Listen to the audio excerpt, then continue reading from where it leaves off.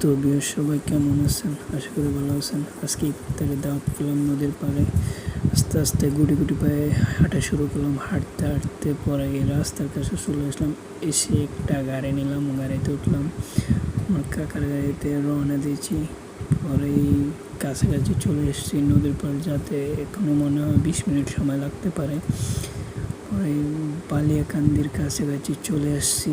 এটা হলো মোহাম্মদ পালা মাদ্রাসা, বালিয়াকান্দির কাছে।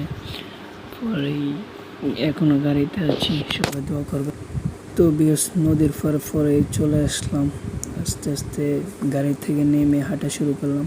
হাঁটতে হাঁটতে হাঁটতে হাঁটতে আস্তে আস্তে দেখতেছি দূরে ওই যে দেখা যায় আস্তাগফিরুল্লাহ, নদীর পাড়ে এসব কি চলতেছে? রোজার মাসেও প্রেম, হাত ধরাধরি, আস্তাগফিরুল্লাহ। এটা দেখে আর সামলাতে পারলাম না। আমি নিজেকে দেখতেছি ক্যামেরা, এসব রোজার মাসে না দেখে ভালো। তারপর পেলাম জুনাইদকে, আমার ছোটো ভাই, সে আমাকে বাইকে উঠিয়ে নিল।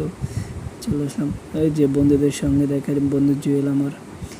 এখন যাইতেছি আমরা নদীর পাড়ে যাব, যে দোস্ত বেশি সবাই মিলে বসবো, বসে ইফতার লাইন করব।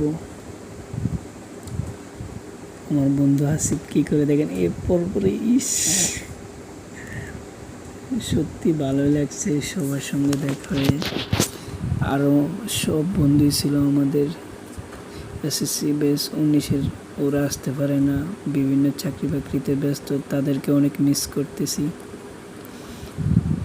তো এই হলো বন্ধু, আমার বন্ধু জুয়েলের স্টুডেন্ট। তবে ছোটো ভাই, তোমাদেরকে একটাই কথা, তোমরা ছাড়ের সাথে ইফতারি করার চান্স পাইছো, আলহামদুলিল্লাহ বলো। তো গাইস, চলে আসলাম নদীর পাড়ে, বসলাম সবাই ইফতারের লাইন করে, শুধু আজানের অপেক্ষা আছে। অনেকে মনে হচ্ছে যেন খেয়ে শেষ করে দিবে এমন অবস্থায়। সত্যি ইফতারের শেষ সময়টা মনে হয় যেন অনেক খেতে পারবো।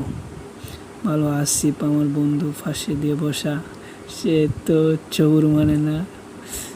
আমাদের ইফতারিটা কেমন হলো সবাই একটু ভালোভাবে দেখবেন। তো গাইস, আজকের মতো এখানে ভিডিওটি শেষ হয়ে গেল। তো ভিডিওটি ভালো লাগলে পেজটি ফলো দিয়ে পাশে থাকবেন।